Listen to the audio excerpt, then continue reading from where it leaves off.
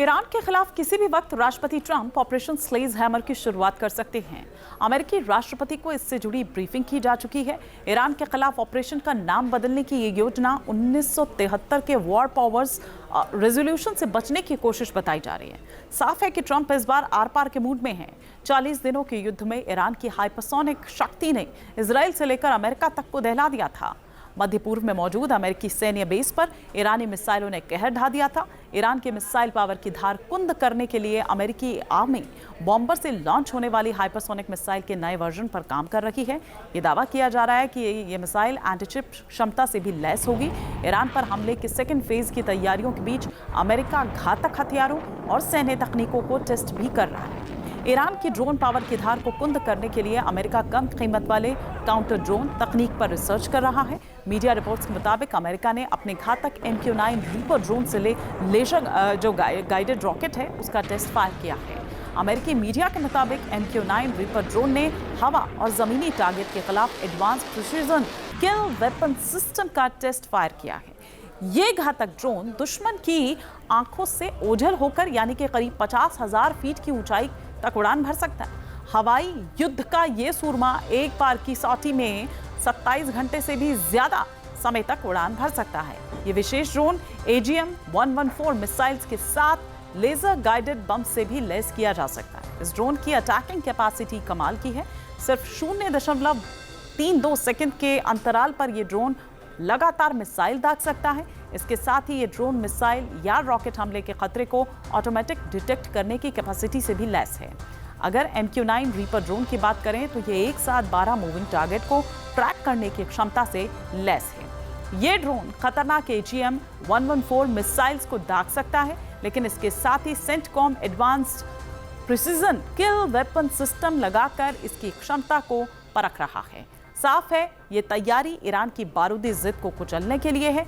इसके साथ ही CENTCOM Hormuz के मोर्चे पर घातक हथियारों का जखीरा जमा करने में जुटा है।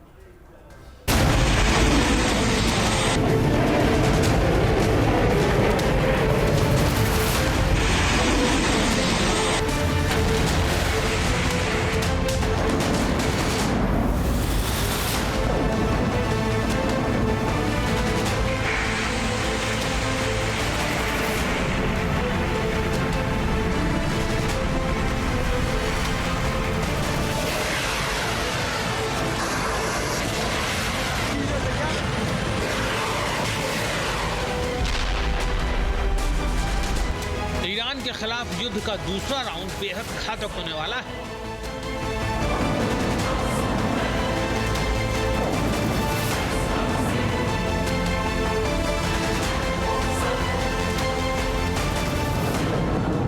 अमेरिका की जंगी तैयारी से साफ संकेत मिल रहा है कि ईरान पर बारूदी एक्शन का दूसरा फेज पहले चरण से ज्यादा घातक और विनाशक होगा।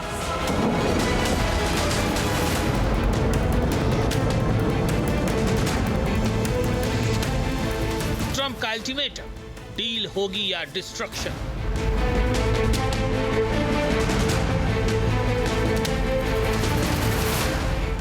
ऑपरेशन स्लेज हैमर, ईरान पर टूटेगा भीषण कहर।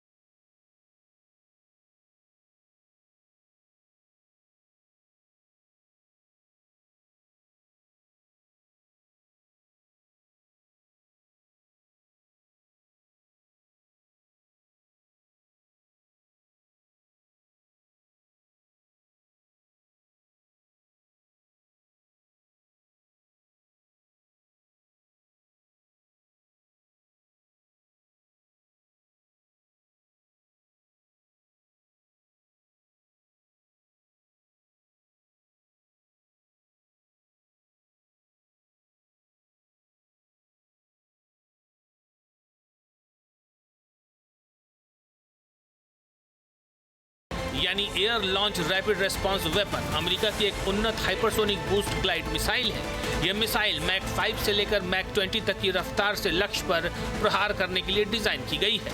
अमेरिकी army air launch rapid response weapon के नए एंटीशिप वर्जन को ईरान के खिलाफ इस्तेमाल करने की प्लानिंग कर रही है। ये मिसाइल B-52H और B-1 बमरक्षक विमानों से हवा में लॉन्च की जा सकती है, जिससे दुश्मन का रिएक्शन का समय बेहद कम हो जाता है।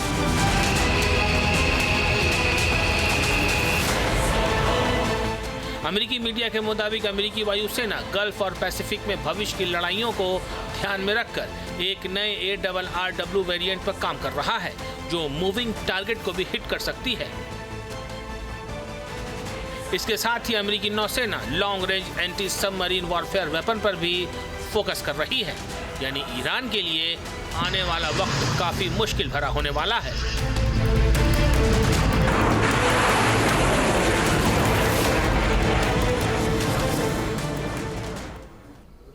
इधर मिडिल ईस्ट में तनाव के बीच ईरान का शक्ति प्रदर्शन देखने को मिला। तेहरान में ईरानी ड्रोन तकनीक का अनोखा प्रदर्शन हुआ। गुलाबी नीले शाहिद 136 ड्रोन की परेड निकाली गई। शहर की सड़कों पर दिखा शाहिद ड्रोन का ये अंदाज। ये देखिए किस तरह से ये पूरी एक परेड जो है वो यहाँ पर निकाली गई। शक्ति प्रदर्शन करने की ये कोशिश थी तेहरान की सड़कों पर, और देखिए लोग भी किस तरह से झंडे लेकर सड़कों पर उतरे। इस बीच अमेरिकी खुफिया एजेंसी के हवाले से न्यूयॉर्क टाइम्स का दावा है हॉर्मुज़ में ईरान के 90% मिसाइल ठिकाने सक्रिय हैं। ये यूएस मीडिया दावा कर रही है। ईरान के 70% मोबाइल लॉन्चर अब भी सुरक्षित हैं।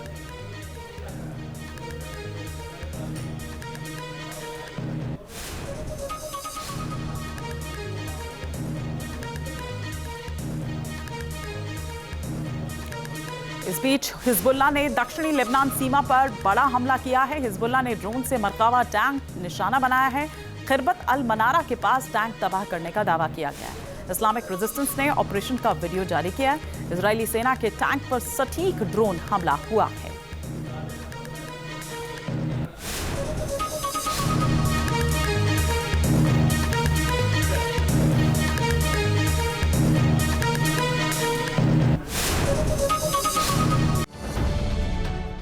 अब से डीडी फ्री डिश की चैनल नंबर 57 पर देखिए न्यूज नेशन। अब से डीडी फ्री डिश की चैनल नंबर 57 पर देखिए न्यूज नेशन। अब से डीडी फ्री डिश की चैनल नंबर 57 पर देखिए न्यूज नेशन। अब से डीडी फ्री डिश की चैनल नंबर 57 पर देखिए न्यूज नेशन।